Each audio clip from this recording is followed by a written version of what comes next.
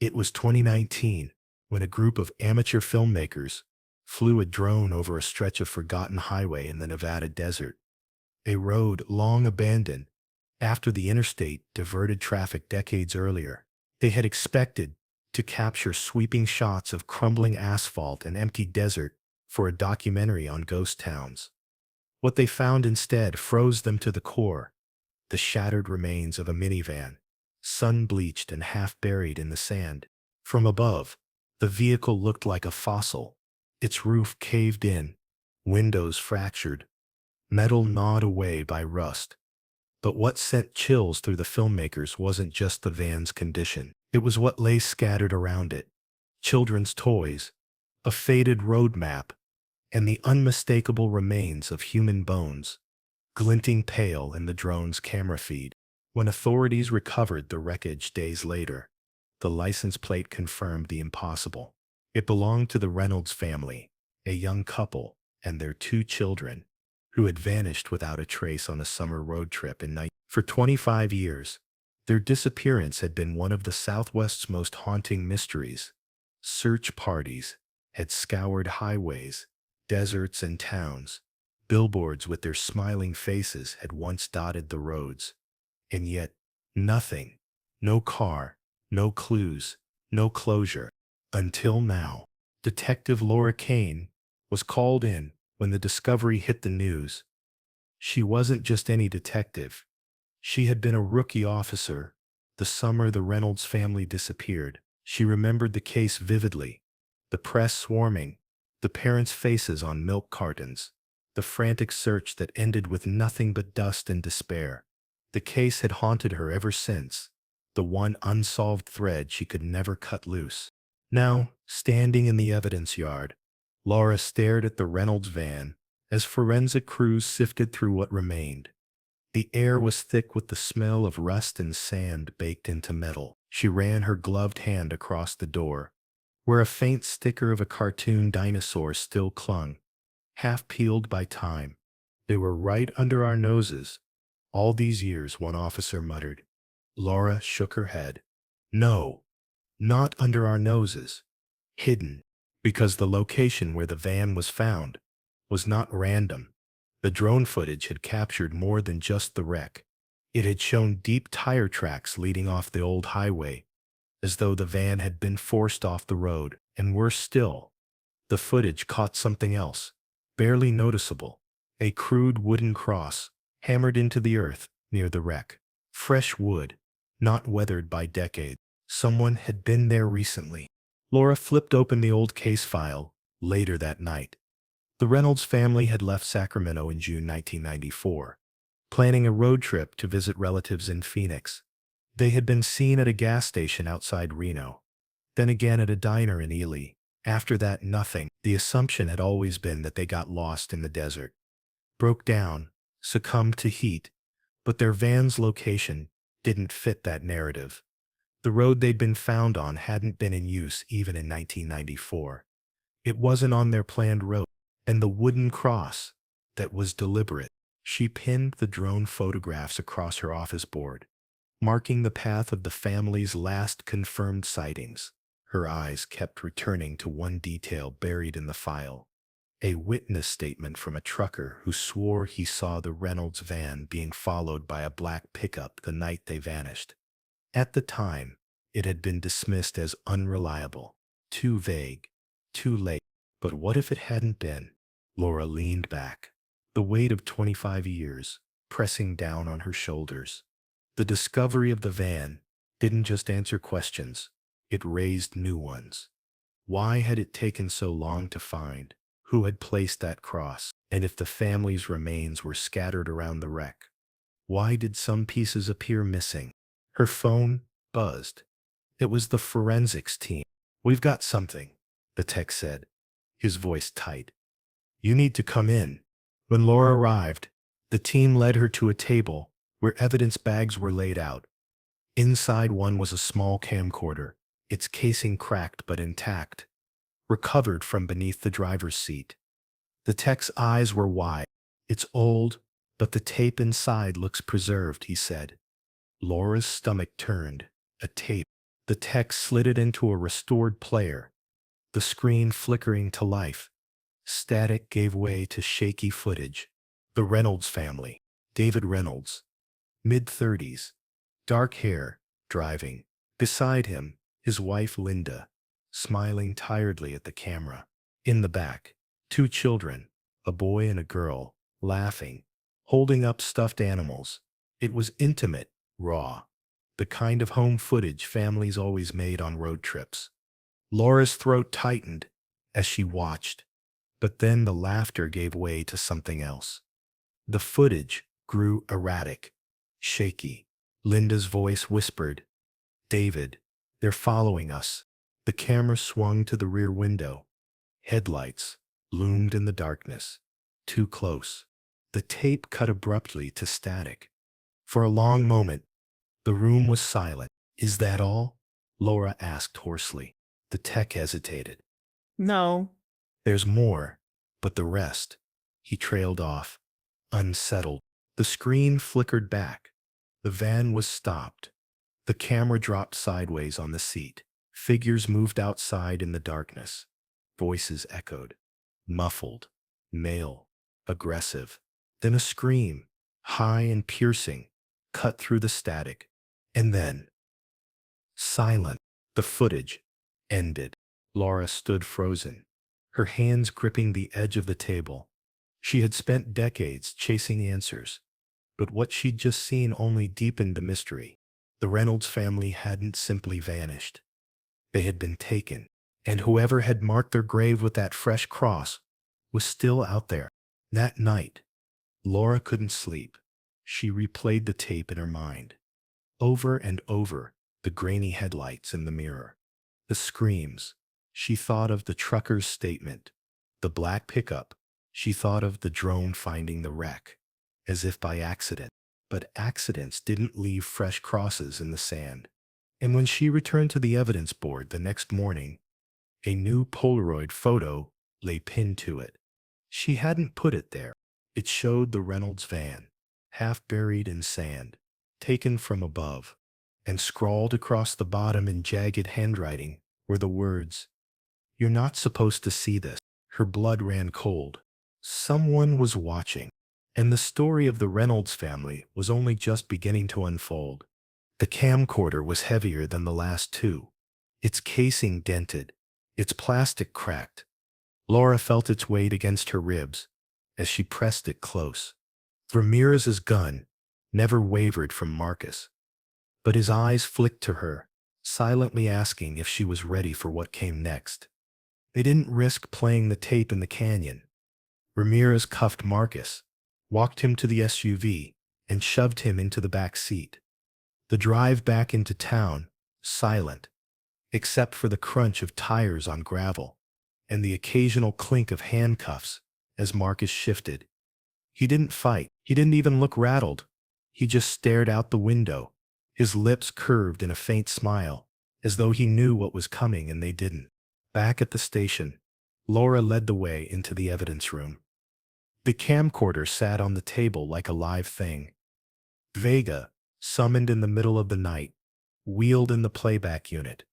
His eyes lit with the same unease that had followed every tape so far. "You sure about this?" he asked. "No," Laura admitted.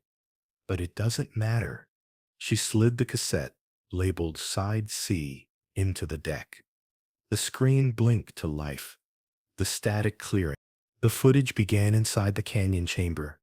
The camera was fixed in one place, low to the ground. The Reynolds family sat in a row. David, Linda, the children, backs against the van, their faces pale, streaked with dirt. David's arm was around his son, his hand trembling. Linda held her daughter's hand so tightly the girl winced. The camera zoomed slightly, steady, as though manned by someone with experience. A voice off-screen spoke, calm, methodical. Laura recognized it instantly. It was Marcus, but younger, sharper. Testimony log. June 1994. Reynolds family. Forced off Highway 6. Extraction completed. Phase 3 began. David's voice cracked. Please, just let the kids go. You don't have to do this. The camera lingered, unblinking. Marcus's voice continued. Witness elimination must follow standard procedure. Documentation is required. Subject families provide optimal data retention. Linda sobbed. We'll never say anything. No one will believe us anyway. A shadow moved across the frame. Another man entered. Tall, broad-shouldered. His face turned partially toward the lens. Laura's heart jolted. It was her old sergeant. He looked younger, but there was no mistaking the square jaw, the rigid posture, the calm in his eyes. End it clean, he said. The desert will do the rest. Laura's hand shot to her mouth. Ramirez cursed under his breath, his face hardening as he glanced at her. The footage grew erratic then, shifting angles, as if multiple cameras had been set up. In one frame, the Reynolds family was herded deeper into the canyon. In another, their van was stripped, belongings tossed aside. In another still, Marcus stood writing in a ledger, his pen scratching steadily. But the most horrifying moment came when the footage cut to the children. The boy clutched a stuffed bear, tears streaking his face, whispering something Laura couldn't hear. The girl stared at the camera, her small face blank, as though she understood what was happening, in a way no child should. And then the camera tilted upward.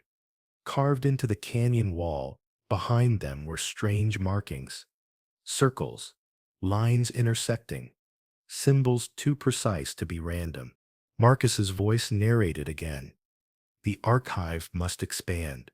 The walls keep what we cannot. Blood ensures memory. The sergeant gave a curt nod. The footage blurred, cut, and then screams filled the speakers. Laura flinched, shutting her eyes, but the sound burrowed deep. Glinda, screaming. David, shouting, until his voice broke. Children, crying. And behind it all, Marcus's calm, clinical tone. Testimony complete.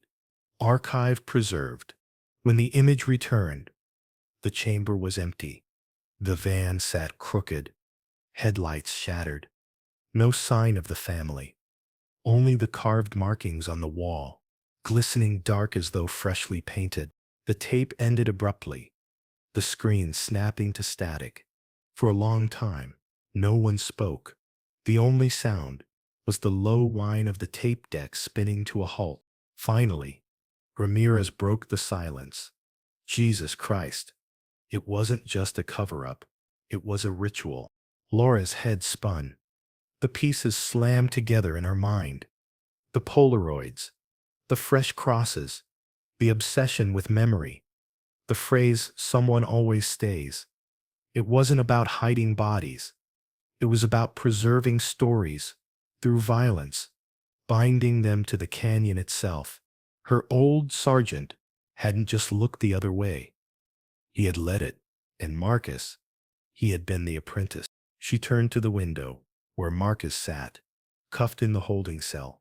He looked calm, almost serene, as though he had expected them to watch.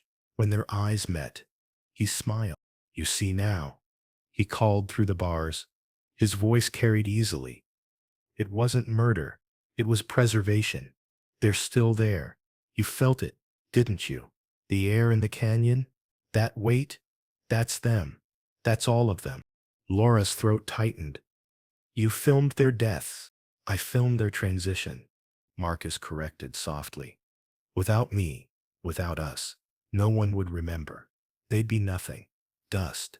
Forgotten. Now they live forever. Isn't that what you wanted? To give them back to the world? Ramirez stormed toward the cell, fists clenched. You're sick. You're going away for the rest of your life. Marcus tilted his head. Am I? Or am I already part of the archive? What do you think happens if you kill me, Sheriff? Do you think the canyon lets me go? Laura couldn't stand his calmness, his certainty. She turned away, clutching the evidence bag with the tape inside. Later, in her office, she pinned still frames from Side C across her board. The sergeant's face, the carvings on the wall, the terrified look in the children's eyes, and over it all, Marcus's words echoed. The walls keep what we cannot. Her phone buzzed. A new message. No number. Just an image. Another Polaroid. It showed her office, the board covered in stills, the tape sitting on her desk, and scrawled across the bottom, "You're next to archive." Laura's hand shook. Someone had been in her office again, watching, waiting. She locked the door, sat at her desk, and stared at the tape. For years she had wanted the truth. Now she had it, and it was worse than she had ever imagined. It wasn't just corruption, wasn't just murder. It was something older, deeper, a sickness that demanded sacrifice and memory. The Reynolds family hadn't simply died. They had been bound to the canyon, and Marcus wasn't done. Laura leaned back, the Polaroid clutched in her hand, her pulse hammering. Ramirez was right. This was bigger than a single man. If Marcus and her old sergeant had been part of it, how many others had helped? How many families had vanished, their stories archived in the desert? She thought of the drone footage again, the way it had accidentally captured the van. What if it hadn't been an accident? What if Marcus had wanted the story to resurface now? After decades of silence, her eyes drifted back to the Polaroid. "You're next to archive." The thought chilled her more than the tape itself. Marcus didn't just want to show her the past. He wanted to write her into it. And the worst part was, she wasn't sure she had the strength to resist. The lantern's flame wavered against the canyon walls, throwing Mallory's shadow long and crooked across the sand. Laura's hand hovered near her holster, but she didn't draw. Not yet. He was old, slower now, but she knew better than to underestimate him. The man standing before her wasn't just a retired sergeant. He was the architect of everything. The Reynolds van, the tapes, the Polaroids, the archive itself. "You don't have to do this," she called, her voice cutting through the still desert air. "Whatever game you've been playing, whatever stories you think you've preserved, it ends tonight." Mallory's laugh was brittle, a sound like dry branches snapping underfoot. "You think this is a game? Laura, look around you. The desert is memory. The archive is older than me, older than you, older than any family that's disappeared here. I just honored it. I made sure the stories had witnesses." "You murdered them," Laura spat. "You carved their terror into stone and called it preservation." Mallory stepped closer to the lantern, his face illuminated in the glow. The years had etched deep lines into him, but his eyes still gleamed sharp. "I didn't kill anyone. The desert did. I just gave their silence a voice." Behind Laura, the crunch of tires signaled Ramirez's arrival. He stepped out, gun raised, his flashlight beam slicing through the dark. "Step away from her, Mallory," he barked. Mallory didn't flinch. His gaze stayed locked on Laura. "He doesn't understand. None of them will. But you've chased this ghost your whole career. You've lost sleep, lost years. Tell me you haven't felt it. The weight in the canyon, the eyes watching you in the dark. You already belong to it." Laura's stomach twisted. For a moment, she thought of the Polaroid left on her nightstand, the whispers in her dreams, the suffocating heaviness of Side C. He was wrong. He had to be wrong. But deep down, part of her wondered if some piece of her already had been claimed. "I'm nothing like you," she said. Mallory's smile was sad, almost paternal. "That's what I told myself." Then he gestured toward the canyon, deeper into the hollow, where the van still sat buried. "Come, let me show you. Let me show you where they are." Laura's instincts screamed trap, but she also knew this was it, the end of the line. The Reynolds story, the archive, her own sanity. It all led here. She motioned Ramirez to stay close as she followed Mallory into the canyon. The deeper they went, the colder the air became. as though the desert itself exhaled.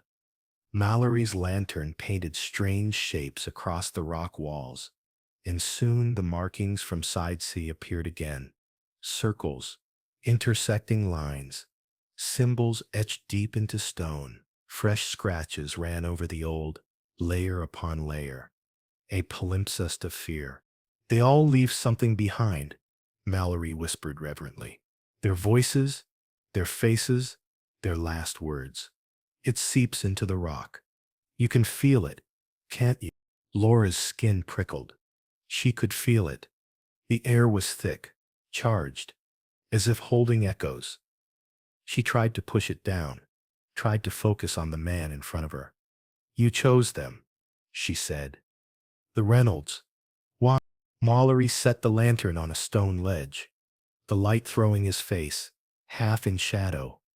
They saw something they shouldn't have. That black pickup wasn't random. It was ours. They noticed. David Reynolds was stubborn. Wouldn't look away. Families like that. They don't vanish clean. They linger. They had to be archived. Ramirez swore, his gun still raised. You talk about them like files in a cabinet. That's exactly what they are, Mallory said. Without us, they'd be gone. Dust. Tell me, Deputy, how many other families vanished out here that you've already forgotten? Dozens? Hundreds. Laura stepped closer, anger burning through her fear. You didn't preserve them. You erased them. You made sure their kids never grew up. Their parents never got answers. You called that honor. Mallory's expression hardened. We didn't erase them. We kept them. And now it's your turn. His hand darted into his jacket. Laura drew instantly. But instead of a gun, he pulled out a Polaroid camera. With a sharp click and whir, a photograph slid out, fluttering to the ground. Ramirez lunged, but Mallory moved with surprising speed, slipping deeper into the canyon. You can't stop what's already buried, he called, his voice echoing off the stone. Laura scooped up the fresh photo. Her heart jolted. It showed her and Ramirez, guns drawn, standing in the canyon. The exact moment they were in now. Her breath caught. He's taking them in real time. They sprinted after him, their footsteps loud in the canyon's hollow. Mallory's lantern bobbed ahead like a will-o'-the-wisp, leading them deeper into the maze of stone. The markings thickened, covering every surface, until the walls seemed alive with scratches and symbols. Finally, they burst into a wide chamber. At its center stood the wreck of the Reynolds van, half swallowed by sand. The wooden cross leaned against it, its shadow long and thin. And beside the van, Mallory stood waiting. You see, he said, his chest heaving, the lantern's glow flickering across his face. This is where it ends. This is where the archive breathes. Laura raised her gun. It ends with you in handcuffs, Mallory. But Mallory only lifted the Polaroid camera again. His smile twisted. No, detective. It ends with you in the walls. The camera flashed, blinding her for a moment. When her vision cleared, Mallory was gone. Where the hell Ramirez began. But his words were cut short. A low rumble vibrated through the ground, the canyon walls groaning like old timbers under strain. Dust sifted from the ceiling. The symbols seemed to shimmer as though alive. Laura's skin crawled. The weight of hundreds of stories pressed in, voices lost, lives stolen, memories carved into stone. For a heartbeat, she swore she heard whispers. David, Linda, the children, crying out from the walls, and then she saw him. Mallory stood against the far wall, half hidden in shadow. His voice was low, fervent. Join us, Laura. Keep the archive alive. Someone always stays. For a moment, the weight almost broke her. Part of her wanted to give in, to let the canyon swallow her, so she could finally stop chasing ghosts. But then she remembered the children's faces, the terror in their eyes on Side C. the way their small hands clutched each other in fear. She raised her gun. No, I'm not your archivist.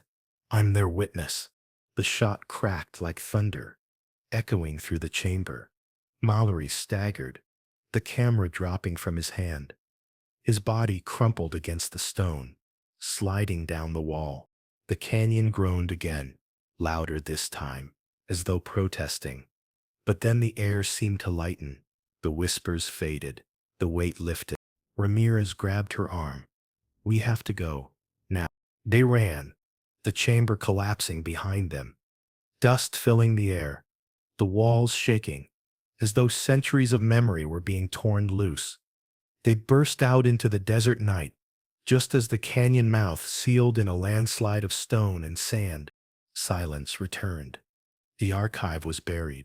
Back at the station, Laura sat with Ramirez, the Polaroids spread out across the desk. Mallory was gone. Marcus was in custody. The canyon itself was sealed. For the first time in 25 years, the Reynolds family story had an ending. But as she looked at the Polaroid, taken in real time, the one of her and Ramirez in the canyon, her stomach tightened. Who had developed it? Who had written the captions before? Mallory and Marcus were only two men.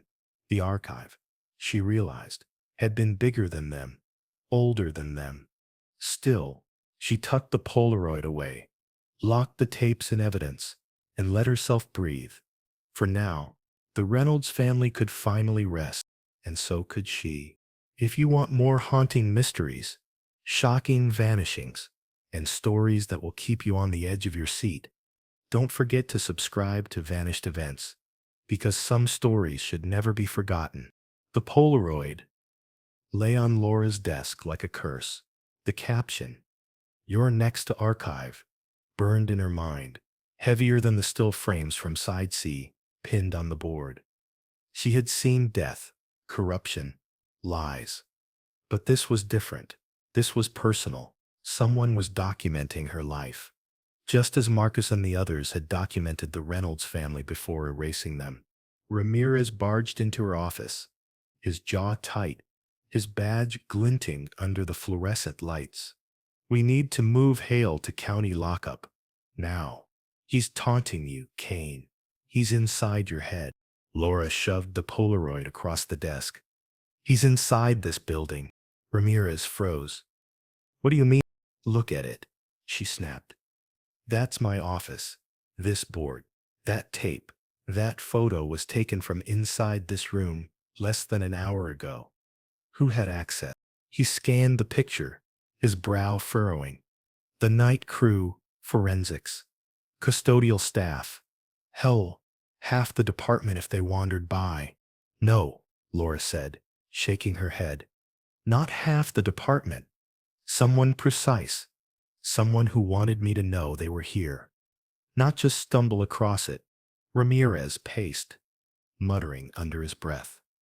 "Finally," he said. "Then we play it their way. We tighten the net. Hale's not the only one left.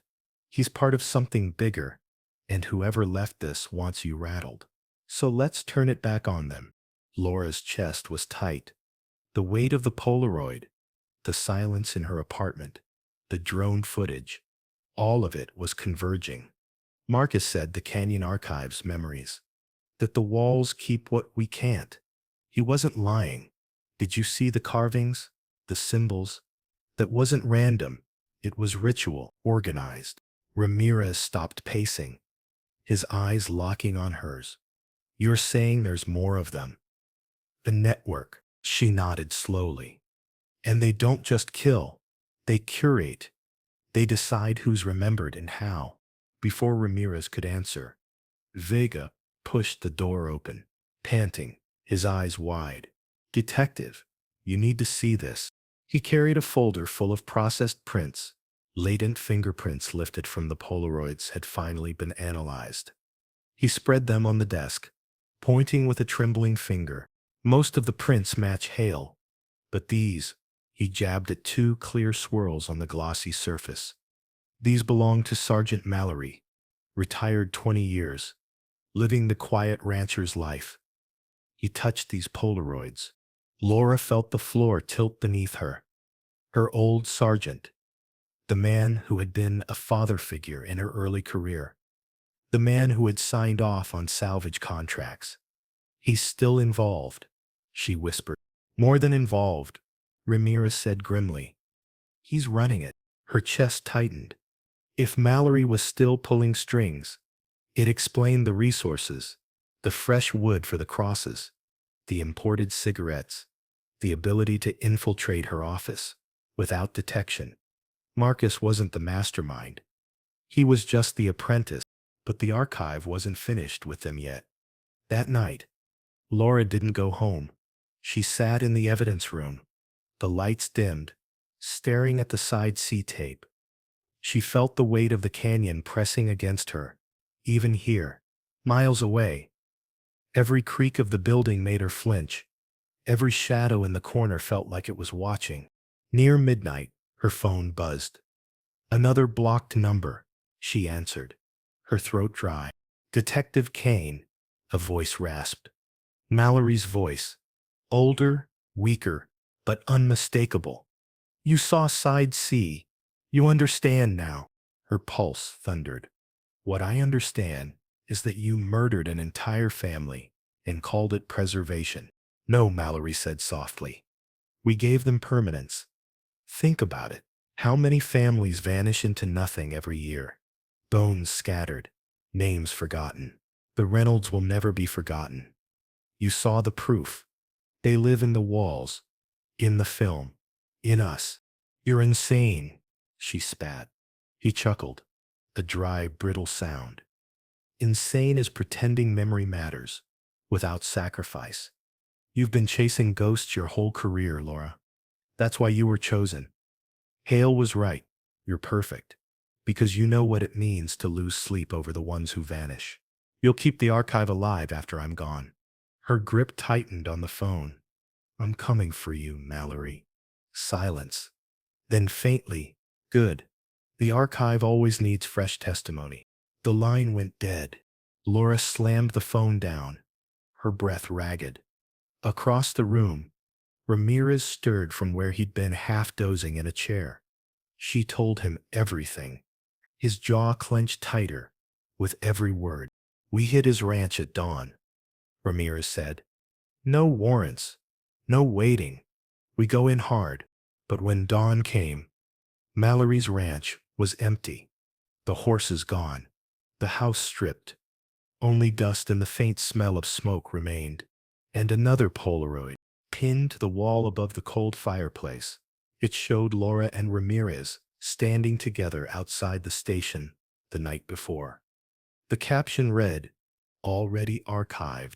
Ramirez tore it down, crumpled it in his fist. He's playing with us. He wants you chasing him, wants you to follow him back into the canyon. Laura's chest tightened, the memory of Marcus's words pressing in. Someone always stays. That night, she sat in her apartment, staring at the empty walls, too restless to sleep. When she finally drifted off, she dreamed of the Reynolds family, not as victims, but as shadows painted on canyon walls. Whispering her name, she woke gasping, sweat-soaked, and found another Polaroid on her nightstand. It showed her asleep, twisted in her sheets. The caption, "Soon." Her scream shattered the silence. By dawn, she knew what she had to do. Mallory wasn't hiding in the world. He was hiding in the canyon, where the archive lived, where the walls kept what couldn't be written down. And he wanted her there. She called Ramirez. We end this tonight. He swore under his breath. Then, we bring a team. No more of this lone wolf crap. You hear me? But Laura shook her head, even though he couldn't see it. It's not about teams. It's about memory. He doesn't want cops. He wants me. And if I don't go, he'll just keep sending messages, keep pulling me deeper until I'm already archived without setting foot there. Ramirez was silent for a long time. Finally, he said, "Then I'm shadowing you." No arguments. She didn't fight him. That evening, As the sun bled into the horizon, Laura drove back toward the canyon. The desert stretched endless, a vast graveyard of forgotten stories. Ramirez followed half a mile behind. At the canyon mouth, a lantern flickered, and beside it stood Mallory. Age had withered him, but his presence was no less commanding. His face was lined, his hands gnarled, but his eyes burned with the same certainty she remembered from her rookie days. "You came," he said, echoing Marcus's words. "Good. The archive has been waiting." Laura steadied her breath, her hand on her gun, the canyon yawning dark behind him. This wasn't just about the Reynolds anymore. It wasn't about Side C or Polaroids. It was about stopping the archive itself, before it consumed her too. And as the night closed in, she realized the truth. The only way to end it was to decide whether to destroy the archive or to join. The desert was black ink under a moonless sky. When Laura drove the cracked road toward the canyon, every mile felt like a descent into something older than time. A place where memories didn't fade, but festered.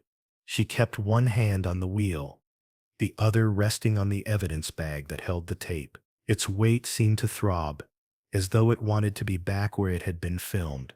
Ramirez had argued with her until his face turned red. "This is a trap, Laura. You walk in there alone, you'll vanish just like them." But she hadn't budged. She knew Marcus Hale wasn't bluffing.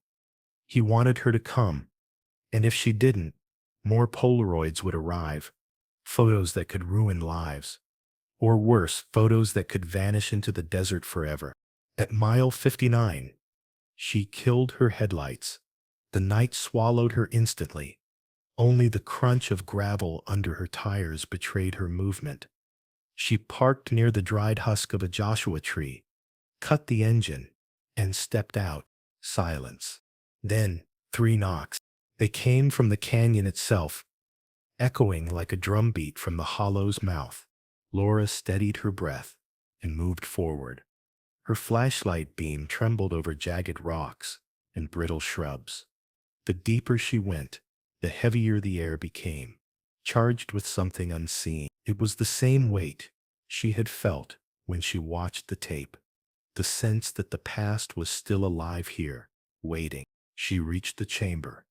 The van was still there, half buried, its metal skeleton jutting from the sand like bones. The wooden cross leaned against it, the wood newer than everything else around it. And beside the cross stood Marcus Hale. Time had aged him, but not softened him. His face was leaner, harder, his eyes shadowed beneath the bill of his cap. On his forearm, the tattoo of 3 lines cut across pale skin like scars. "You came," he said. His voice carried easily in the stillness. "I wasn't sure you had it in you." Laura kept her distance, her gun holstered but her hand near it. "Why here? Why now?" Marcus smiled thinly. "Because stories rot if you bury them too deep. Every so often, you've got to bring them back into the light." He tapped the side of his head. "Keep the memory alive. That's what we did. That's what we still do." "You killed them," Laura said, her voice taut. "The Reynolds family. You forced them off the road. You filmed it. You made sure no one would ever know." Marcus tilted his head. "Killed? No. That's the part everyone gets wrong. We didn't kill them. We kept them, preserved them. This desert eats everything. Bones, steel, time itself. But we don't let it take stories. We archive them." Laura's stomach nodded. "You call that archiving? You call terrorizing and vanishing a family preservation?" He shrugged. "What's the difference? They were forgotten until you started sniffing again. Now they're alive in memory. You gave them back to the world." He stepped closer, and she gripped her gun, her pulse spiking. "You want to know what happened to them? You want the truth?" Marcus asked. "Then finish the tape." He pointed to the van. Laura hesitated. The passenger door hung open, its hinges squealing in the wind. She raised her flashlight. Inside, on the driver's seat, sat another camcorder, older than the first, its casing cracked but intact. A yellow sticker on the side read Side C. Her throat tightened. She turned back to Marcus. You've been holding this all along. Not just holding, Marcus said, guarding. Because Side C isn't a story the public can stomach. It shows what comes after. When the family realized they weren't going home, Laura swallowed hard, bile rising. Why give it to me? Marcus's smile widened, almost warm but sickening in its calmness. Because you're me. You don't see it yet, but you will. You've chased this for 25 years. You've let it hollow you out. That's how it starts. And when you've seen Side C, you'll understand. Someone has to remember. Someone always stays. Her skin prickled at the phrase. The same words that had haunted her in the Polaroid captions. The same words that tied every piece of this nightmare together. She shook her head. No, this ends tonight. I'll take the tape. I'll take you in. And I'll make sure the world knows what you did. Marcus laughed. A low, rasping sound. You think the world cares? Do you know how many families vanish every year on roads just like this? People forget. The news cycle spins. The files get boxed. And the bones sink into the sand. But us, we don't forget. We hold the stories. That's why we film. He raised his hand and tossed something into the dirt at her feet. Laura crouched, her flashlight beam falling on a stack of Polaroids. Her breath hitched. They weren't of the Reynolds family. They were of her, sleeping in her car on stakeouts, arguing with Ramirez, sitting alone in her apartment, staring at the old case files, and one more, taken tonight, moments ago. It showed her standing in the chamber, facing Marcus, flashlight in hand. Her chest seized. You've been watching me, Marcus nodded. Because you were the only one who never let it go. You were perfect. The next archivist, her hands trembled, but she tightened her grip on the flashlight. I'm not like you. He stepped closer. Then prove it. Play Side C. See the truth. And decide if you'll carry it or if you'll bury it again. The chamber seemed to close in around her, the weight of sand and silence pressing down. The Polaroids on the ground rustled in the wind like whispers. The van loomed, its open door like a mouth waiting to swallow her whole. Laura forced herself to move. She reached inside, her fingers brushing the cold plastic of the camcorder. The label stared back at her, sighed. She pulled it free, tucking it under her arm, and turned to Marcus. If this tape is what you say it is, then it belongs in evidence. In court, not in your sick collection. Marcus tilted his head. Courtrooms don't care about ghosts. Only stories do. Before she could answer, headlights flared at the canyon mouth. A vehicle rolled slowly into view, its engine low and rumbling. Ramirez's SUV. Marcus's smile faltered. You brought company. Laura steadied her stance, her gun finally clearing its holster. No. I brought backup. Ramirez stepped out, weapon drawn, eyes locked on Marcus, hands where I can see them. For the first time, Marcus looked uncertain, but only for a moment. He raised his hands slowly, palms open, as though surrender were just another act in his performance. You think you've won, he said softly, but you haven't even seen the ending yet. His gaze flicked to the camcorder clutched in Laura's grip. And for the first time since she had stepped into this nightmare, Laura felt that the real horror hadn't even begun. The tape felt heavier than it should, as though the little rectangle of plastic held more than magnetic film. It held weight, dread, and the echo of a family's final moments. Laura sat with Ramirez in the back of the station. The lights dimmed, the air thick with the smell of old coffee. The unmarked tape had a yellowed label scrawled in handwriting almost too steady. Reynolds, Side B. Are we really doing this here? Ramirez asked, His voice hushed, as if the walls themselves were listening. "Where else?" Laura replied. Her fingers hovered over the old VCR deck, the machine a relic pulled out from storage by the tech team. The tape's presence seemed to hum, promising revelations that no one wanted but both of them needed. She slid the cassette in. The screen filled with static, then cleared to the familiar interior of the Reynolds van. It picked up right where side A had left off. Screams, headlights, and shadows outside the windows. But this footage wasn't chaotic. It was deliberate. The camcorder had been repositioned, set carefully on the dash. David Reynolds appeared in frame. His face was pale, sweating, but his voice was calm in a way that chilled Laura. "If anyone finds this," he began, "please know we didn't get lost. We didn't break down. We were forced off the road." Beside him, Linda clutched their children, her eyes darting to the windows. The kids whimpered softly, confusion written in their faces.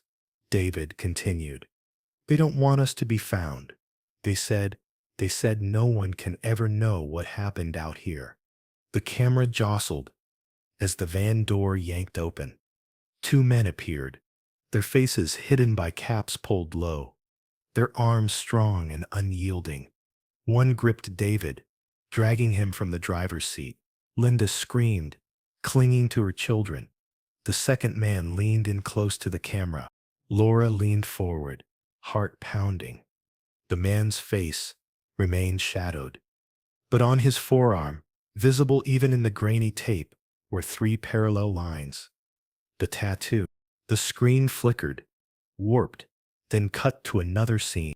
The family was outside now, the camcorder set on a tripod or some fixed surface, recording from a distance.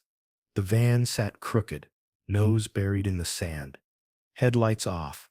David and Linda stood together, their children clutching them, as the two men circled them like predators. A third figure entered the frame, taller, broader, with an air of authority. His face was blurred by distance and the grain of the tape, but his posture was commanding. He held something in his hands, a clipboard, maybe, or a folder. He spoke, his voice muffled but audible. "No one can know. It ends here." David shouted something back, his voice cracking with fury. Linda held the children tighter. The taller man raised a hand. One of the others moved forward, pulling Linda away. The children screamed. Laura's nails dug into her palms as she watched.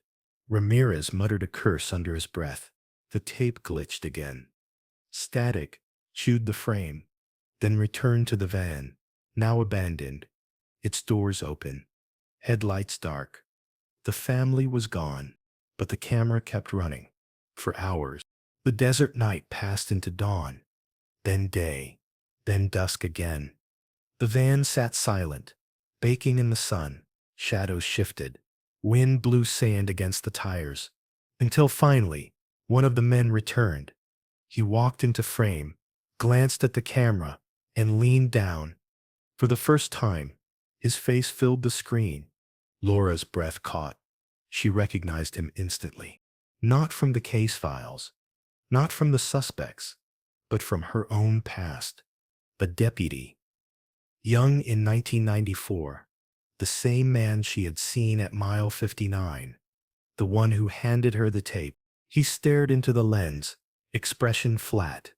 Then he reached forward, and the tape cut to black. The room was silent, except for the soft whir of the VCR. Ramirez sat back, rubbing his face with both hands. Jesus Christ. Laura could barely find her voice. They filmed everything. They wanted us to see this. Or they wanted to keep it as leverage. Ramirez said. Insurance. Evidence only if the wrong people started asking questions. Laura's mind raced. The Reynolds family hadn't been victims of chance. They'd been silenced, deliberately, by men who believed they were untouchable. And the deputy, the man still alive, still watching, had carried this evidence all these years. Choosing when and how to reveal it, she ejected the tape. sliding it into an evidence bag. We need to know who the third man was, the one in charge. Ramirez's voice was grim. I think we already do. Laura frowned. Your old sergeant, the one who signed off the salvage contracts, the one who told you to drop the trucker's lid. This stinks of him. Laura's chest tightened. She had suspected as much, but hearing it out loud sent a fresh wave of nausea rolling through her. Her mentor, the man who had shaped her as a rookie, who had taught her the ropes, could he have orchestrated the disappearance of an entire family? Before she could respond, a knock echoed on the station door. 3 sharp raps, steady, deliberate. Ramirez and Laura exchanged a glance. He drew his gun. Laura reached for her flashlight. Ramirez opened the door a crack. Nothing, just the empty hall. But taped to the outside was another Polaroid. Laura snatched it, her stomach sinking. It showed her and Ramirez in the evidence room, watching the tape, their faces pale, the screen glowing behind them. The caption at the bottom read, "You can't stop what's already buried." The deputy who haunted them wasn't just nearby. He was in their shadow, always one step ahead. Laura slammed the photo on the desk. We find him. Tonight, they worked through the evening, tracing old payroll records, archive duty rosters, and every mention of Clay Mercer's salvage contracts. Slowly, a picture emerged. A quiet partnership between the sergeant and his rookie deputy, running cleanups on highways, erasing accidents that weren't accidents at all. At midnight, Laura pulled an old yearbook photo from the archives. The deputy's name was Marcus Hale. His record was spotless, his rise steady, until he resigned in 1997, citing personal reasons. No forwarding address, no follow-up. He had simply disappeared from the system, except he hadn't disappeared. He had been watching, waiting, choosing his moments. Laura's phone buzzed.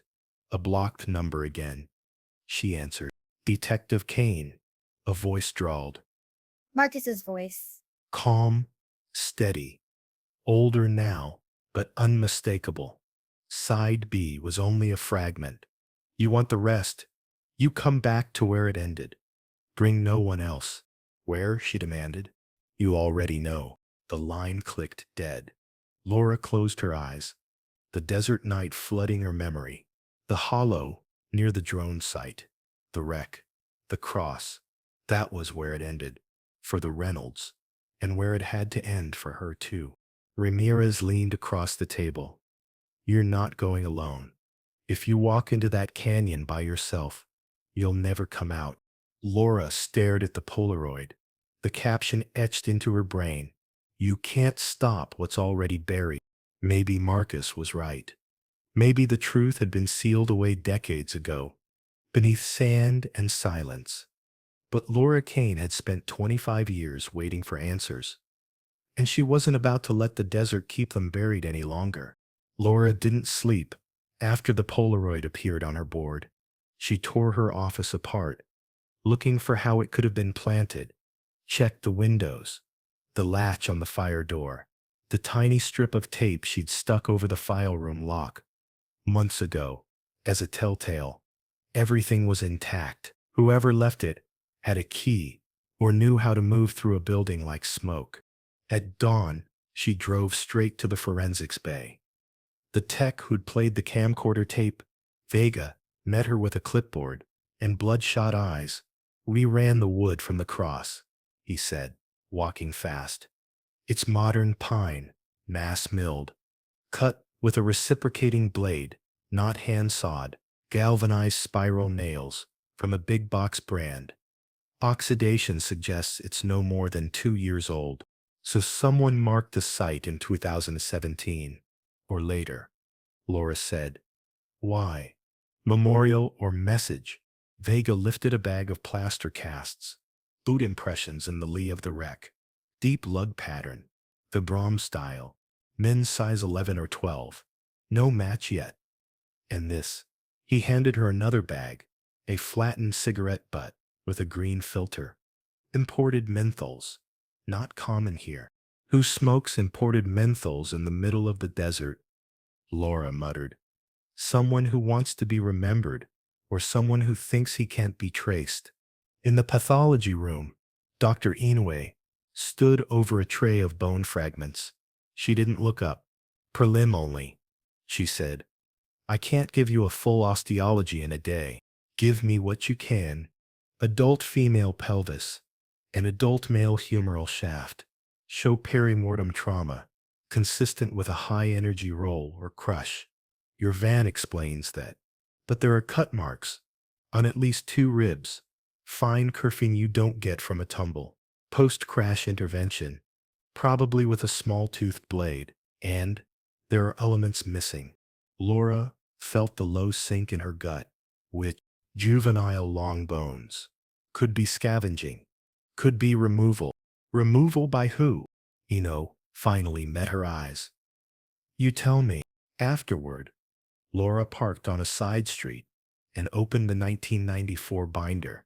A name she'd scribbled and circled as a rookie was still there. Lloyd Bracken, long-haul trucker, who'd insisted he saw a black pickup ride the Reynolds bumper east of Illy. His statement had been flagged unreliable. Fatigued witness. She'd wanted to follow it then. Her sergeant at the time had told her to let it go. She found Bracken still listed to a trailer lot on the edge of town. He opened the door in a bathrobe, gray-bearded now, eyes rheumy, but sharp. When he saw her badge, he didn't slam the door. He sagged against it. I knew this day would come. He said. Laura showed the drone stills. You told us you saw a tail. Do you still stand by that? He chuckled without humor. Never stopped. 94, 2 a.m. Road so dark it ate the headlights.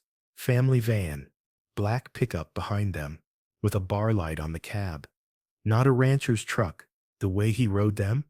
That wasn't kindness. Why didn't you push harder? Because 3 nights after I called it in, somebody slashed my tires and left a note under my wiper that said, You saw fog. That same week, a man I didn't know sat 2 stools down at Dot's Diner and told me accidents happen to drivers who remember wrong. I had kids then. He glanced at her. You think I'm a coward? I think you're alive, Laura said, which means you can help me now. Bracken rubbed his jaw. I kept a logbook. I wrote down a plate I thought belonged to the pickup. I never turned it in. He shuffled inside and returned with a sun-bleached notebook. He flipped to a page and tapped a penciled scrawl. NV6V41K2. Might have been a digit off. Laura copied it, thanked him, and walked back into the heat at his mailbox. The flag was up. She opened it on reflex and froze. A fresh Polaroid sat inside. It showed Bracken in his doorway, talking to Laura. The caption, Wrong turn, detective. She scanned the street. No one. No cars. No drone hum. The hair lifted on her arms. Whoever was doing this had been 10 feet from her, and she hadn't felt it. Back at the station, she ran the partial plate. 3 possibles pinged old records. One hit an archive of county salvage contracts from 1995. NV6V41K2. Registered to Desert Recovery Services. Black 1989 Ford F-250. Owner Clay Mercer. Contracted in the mid-90s to assist highway patrol with removals on remote routes. A note in the file read, in tidy cursive, trusted vendor, expedites public visibility issues. A second note, owner deceased. Laura stared at the signature on the tidy note. She knew it. Her old sergeant, the same one who'd told her to drop the Bracken lid. She pulled the sergeant's retirement file. He lived 3 hours north in a ranch house full of horses and trophies from charity shoots. She texted Vega, run prints on Polaroids if any latent priority. Then called the drone team. They met at a coffee shop by the university, 3 20-somethings, with calloused thumbs and high-end gear. Shay, producer, Milo, pilot, and Rob, editor. They were still buzzed from the discovery until Laura showed them the Polaroid from her board in the mailbox shot. The color drained from their faces. "Did any of you post raw footage online?" she asked. Shay shook her head. "We barely had time to export the reel for the doc pitch. Raw stayed on the RAID in my apartment. Anyone else have access?" Rob hesitated. "We had a meetup last week for other hobbyists. I showed a few frames on my laptop. Landscapes mostly. I didn't show the crash. I swear." Milo leaned in. "There's something else. On our first battery, we banked wide over the basin. When I scrubbed the footage, I thought the gimbal glitched. There's this blur by the wreck, but if you freeze on frame 13, you can see it. A guy, ball cap, standing by the cross." Laura's heartbeat thudded in her ears. "Show me." They pulled up the clip. The ruined van, the wind-braided sand. And yes, on the edge of the frame, a human shape, shoulders hunched, head turned up toward the tiny drone.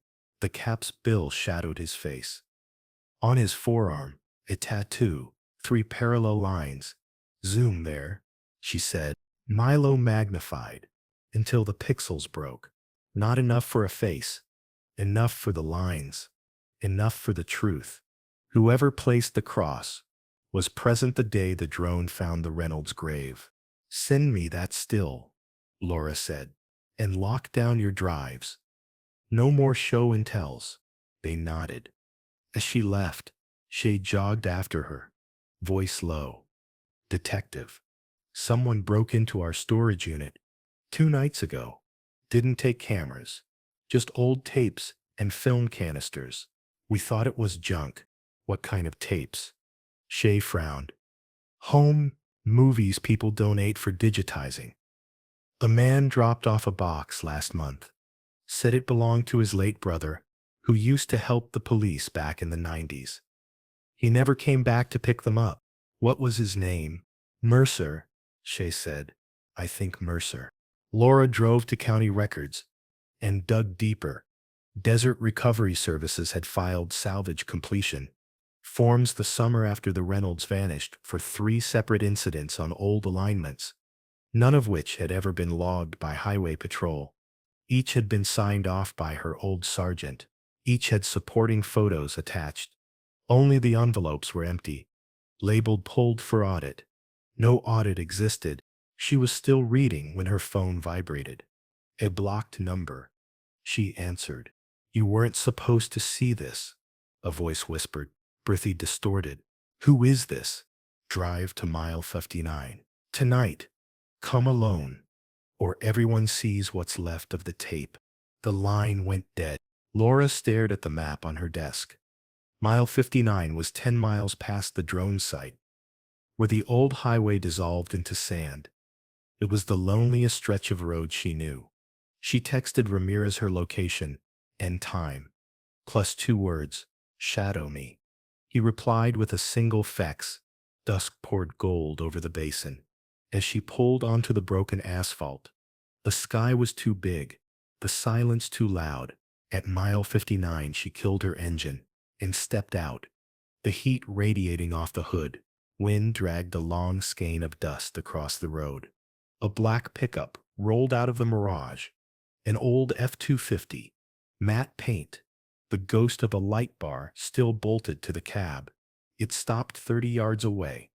A man stepped out, wearing a cap. On his forearm, 3 parallel lines. He stayed in shadow. "Detective Kane," he called, voice carrying flat across the heat. "Took you long enough." "You Clay Mercer?" Laura asked. "Clay's dead." The man smiled without humor. "Names don't matter. Jobs do." He lifted a hand. Something dangled from it. A camcorder tape. Yellowed label. "Reynolds." Sighed. "You found the vein," he said. "Congratulations. But you weren't supposed to. People sleep better when graves stay quiet." "You marked it," Laura said. "You watched the drone. You put Polaroids in my office. He twitched a shoulder. We keep records. We always have. For when memories need persuading. Whose wi- The sun slid lower.